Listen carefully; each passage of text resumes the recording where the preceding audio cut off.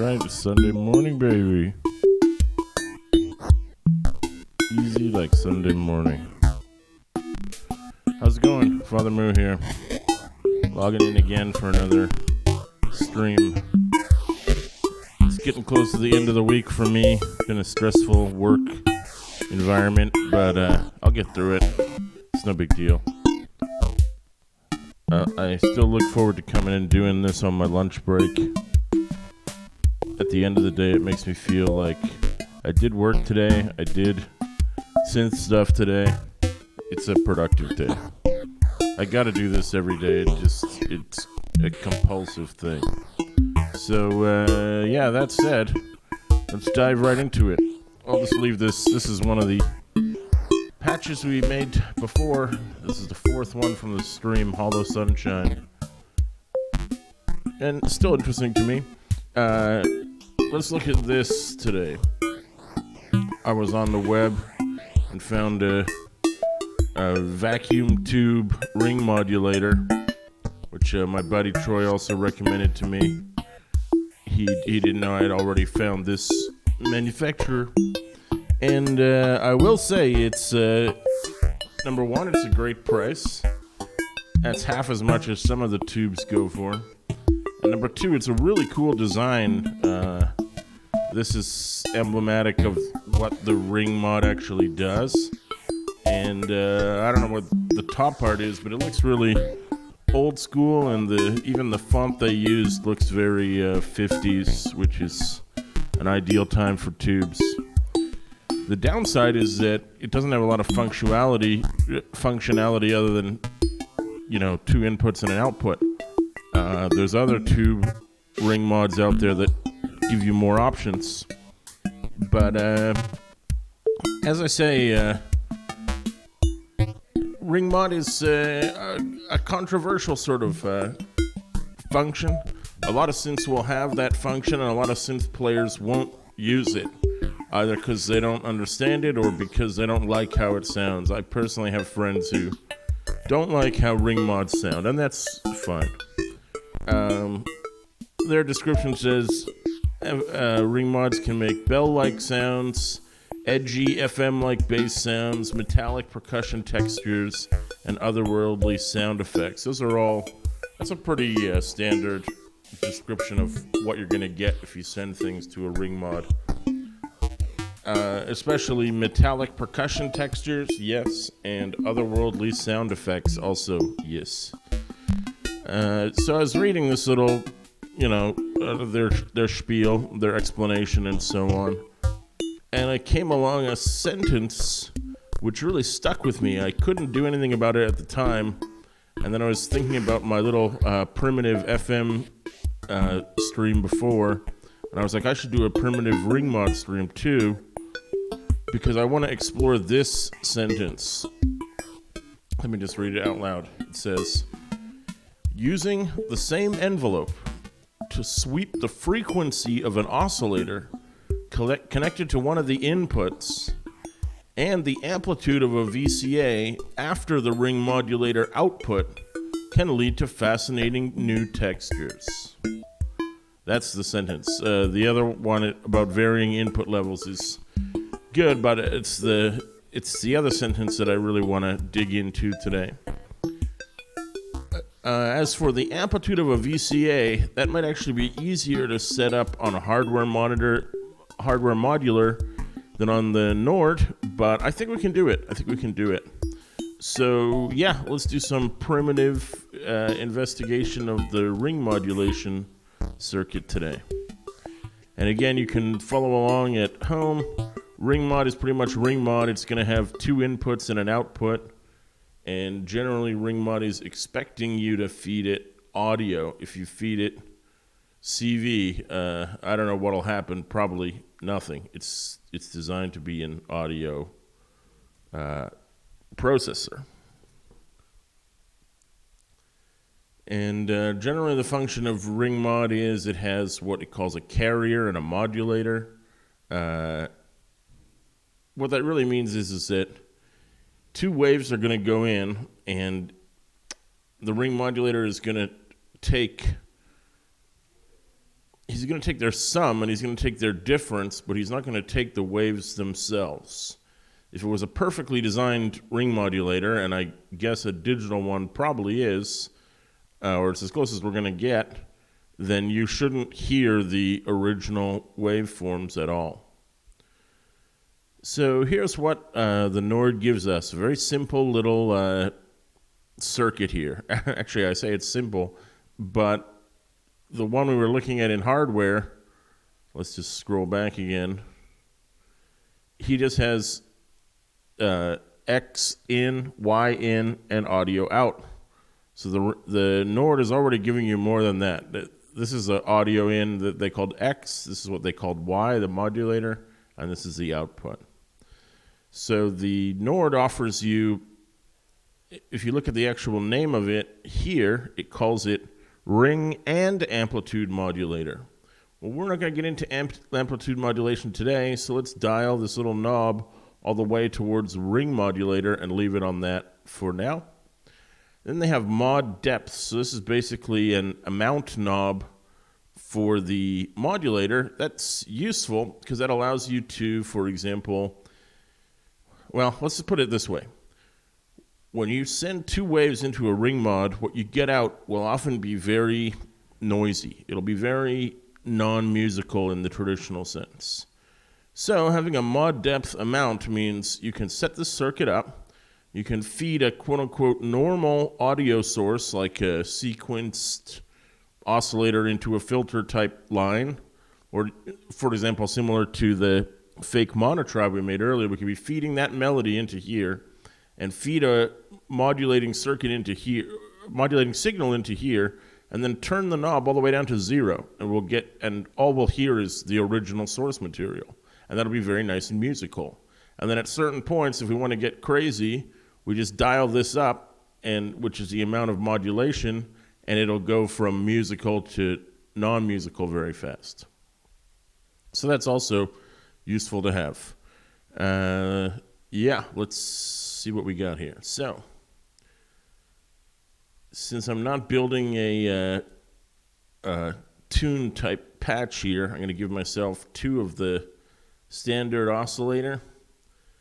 I'm going to do the same sort of thing I did before to play a note. So, clock gen, and we're going to need at least one envelope over here. They did say, okay, fine. So I'm just going to make another envelope while I'm at it because I think I'm going to need it. Ooh, let's do this one. So here's an ADSR envelope, and it has modulation inputs for each of the 4 settings. It's extremely powerful. Most standard synths will have ADSR modules. Most of them will not have modulation inputs for these 4 knobs. You should consider yourself lucky if you have one. So this is a pretty powerful dude. And they both have their envelope out. We're probably going to be using that today at some point. So it doesn't say exactly what kind of signal to send into the ring mod. So let's pick a sawtooth here and, triangle here. And we will randomly detune these bad boys a little bit. I'm going to put the sawtooth into the input. I'm going to put the triangle to be its modulator. The reason I pitch them differently is because if you send them the exact same note, they won't do too much. But if you send them 2 different notes, sort of like with our FM, you're going to get some weird sounds. And in fact, I think ring mod and 2-op FM, like what we made yesterday, are going to get us to kind of a similar place. They're very noisy. Their tones are often described as metallic. So how do we use those musically if, as I claimed, they are quote-unquote non-musical sounds? Well, the best way is if you're making your own percussion sounds, a short AD envelope that lets a ring modulated sound through can sound kind of like a metallic drum. Or you might think of it as like, anybody know what a thunder sheet is? It's it's like a big piece of metal, and you hit it with a hammer, and it makes a thundery sound. So, yeah, if you've ever heard this kind of percussion, maybe it's like Blue Man Group type percussion. So yeah, those are the musical application. Is if you want to make interesting and occasionally annoying metallic drum sounds, you can do so. One of the most recent hardware synths that I saw, it's actually a drum machine. The Arturia Impact is an analog drum machine that I own, and I forgot to mention it in the last one, but the last of they have like 7 or 8 analog drum sounds, and the very last sound is an FM drum, which is really just 2-op FM. So it's put in there to make metallic clangy sounds, or like zippy sounds, or sounds that are like pew type of laser gun sounds. If you can imagine using those as part of your percussion, then that's going to be the right kind of sound for you. So again, it's a little bit repetitive, but here's my little triggering sequencer, and he's going to play one note at a time on the AD end. Let's hear what we get.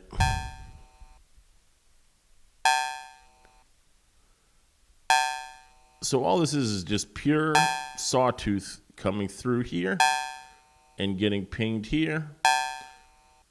If I wanted to make, well, I'll put it in. Let's just put in a filter just to be easier on our ears. Because in a normal circuit, you'd go from a sawtooth oscillator into a filter. That's not so crazy. So why don't we do that? Open it up. Give it a bit of res.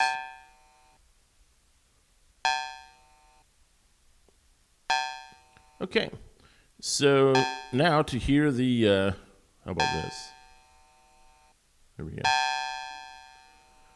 Now to hear ring modulation, all we got to do is turn up mod depth. So here we go.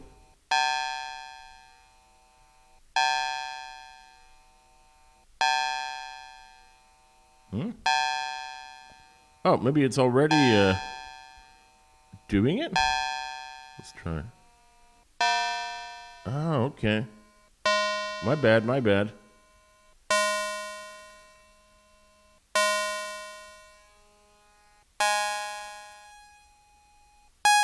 There we go. Okay. Sorry, I was dialing the wrong knob. With this set to none, all we get is this guy, the sawtooth.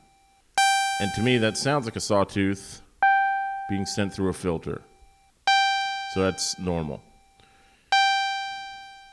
We were already hearing ring mod, although I didn't know it. There's a more typical ring mod sound. Here, as you can see, it's technically amplitude modulation and up to ring mod. I guess I didn't really hear it because there isn't much variation in sound going on here. So let's make a couple LFOs and start messing with the pitches of these bad boys. This will make both of them move identically if I set them right. 63.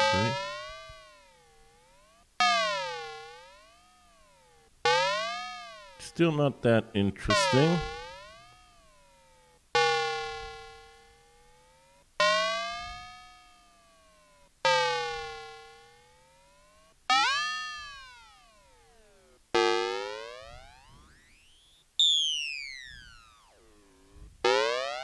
But still kind of this is what you'd get if you used it in a percussion sort of context.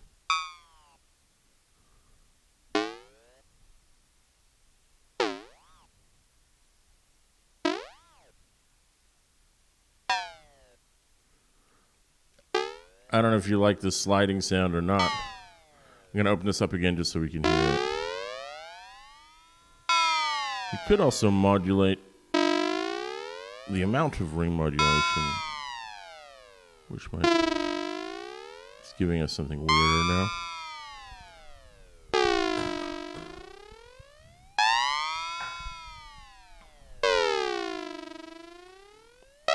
But mostly we're just getting oddness here.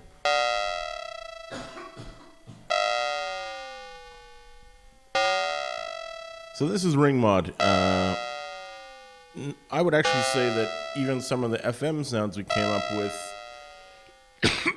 in the previous patch were more interesting. But what we still haven't done is what the sentence told us to do. Let's go back and read it again. Using the same envelope to sweep the frequency of an oscillator connected to one of the inputs and the amplitude of a VCA after the ring modulator output can lead to fascinating new textures. Let's do that.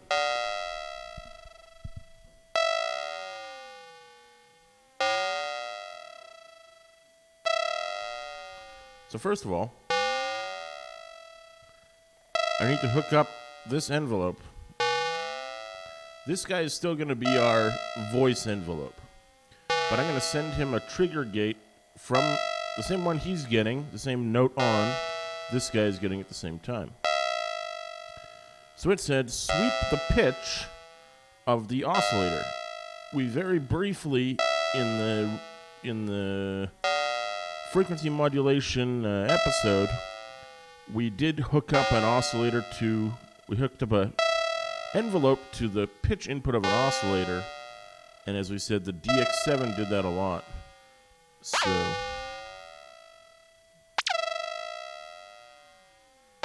okay, we're already getting interesting here.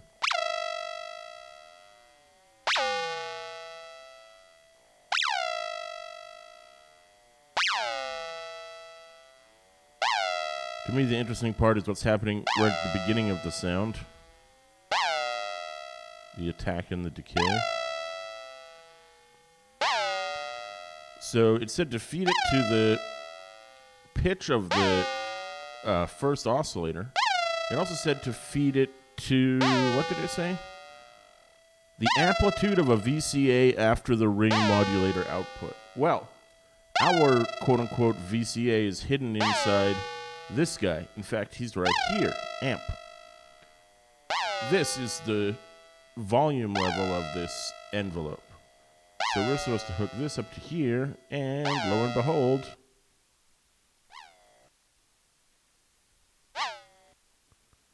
okay, not the most amazing.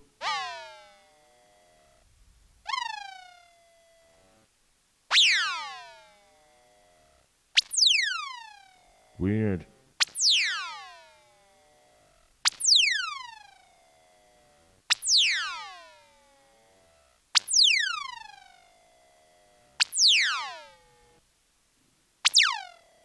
I think I've got it right. I mean, this is the amplitude of this, of the output one, and this is the pitch input. So again, we're getting a kind of, well, maybe we should turn some of these off. See what that'll do. Let's just kill this.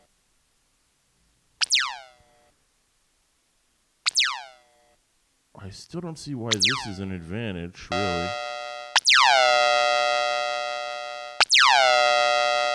Oh, now it's doing it quite long. Still kind of don't get it.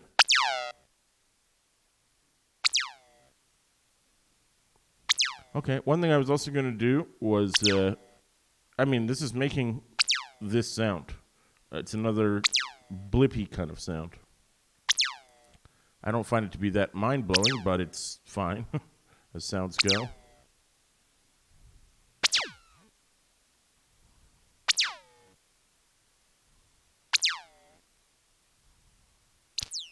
Maybe try this. Something took the wind out of his sails. The filter might be closing it too much. Let's try getting rid of the filter too. All right, filter. Well, we still got that.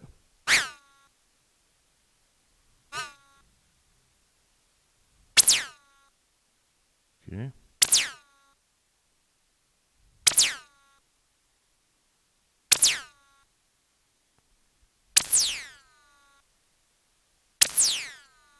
Okay.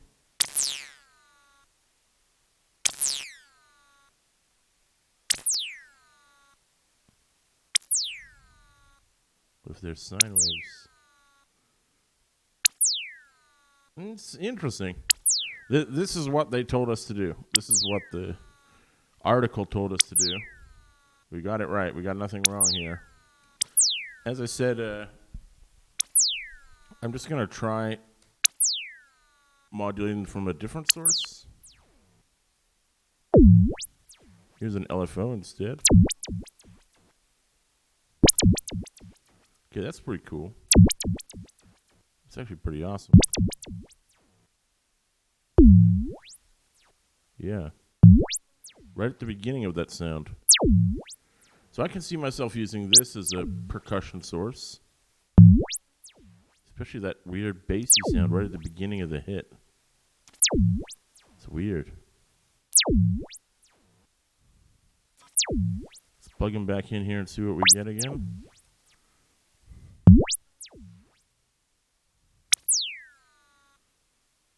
This one just gives us up and then down. I don't know, I prefer this guy. I was going to say that maybe we should send a bunch of weird CV to the inputs of the ADSR, which again is not something everybody can do on every ADSR they might have access to. So if you don't have that option at home, that's fine. It's cool. Why don't we do this?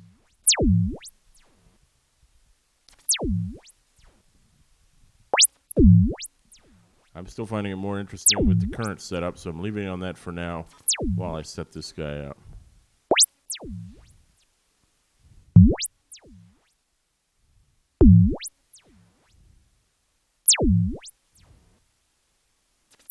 So I got 4 random sources of 2 different kinds at all very different speeds, and they're all screwing around with the mod envelope settings. So let's patch these guys over here again. Here we go.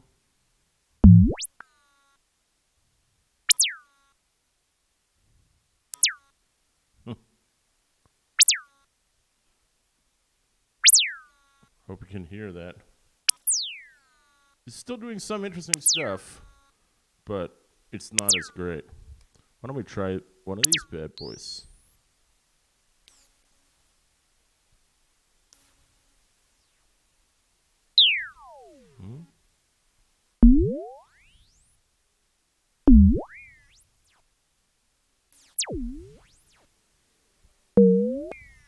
Okay, still pretty weird.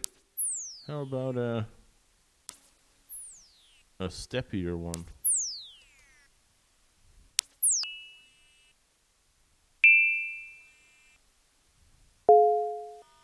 Whoa. That's pretty cool too.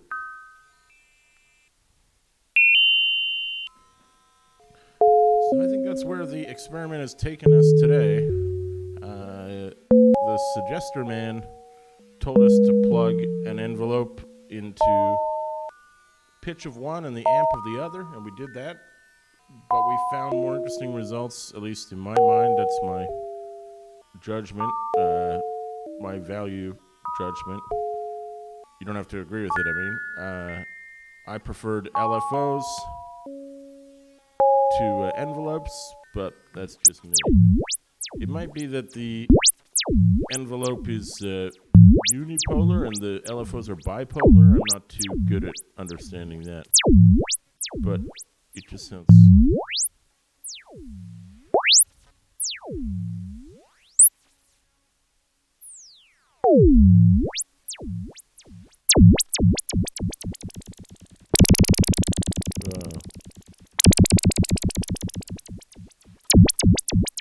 I can see myself using that for various things. Or how about this? Whoa, dude. Now the LFO is modulating the speed of the other. I don't need the red knob right now. See that? Craziness.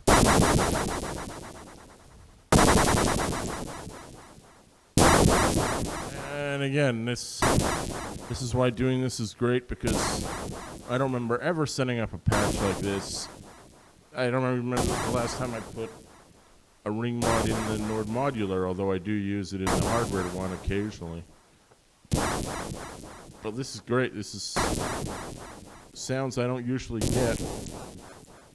I guess because I don't try to get them. But they're definitely, if you're looking for a weirdness generator, this has you covered. So yeah, if you do have a ring mod sitting around or you don't know how to use it, try some of these setups that we looked at today, and if it's not crazy enough for you, you can always modulate the modulator, which is what we did here at the end of the day with the LFOs. I think this is as far as this one is going to get.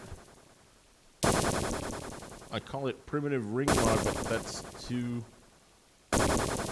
long and doesn't fit. How about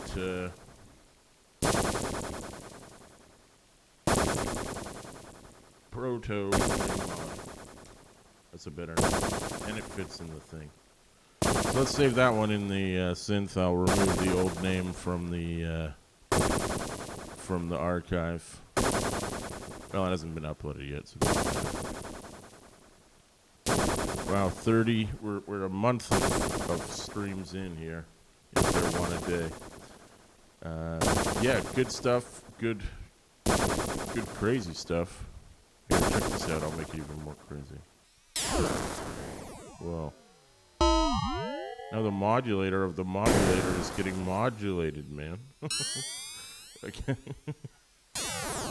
But you see the rabbit hole we're going down here, and it's a pretty cool one. I actually even like that. Let's just save it.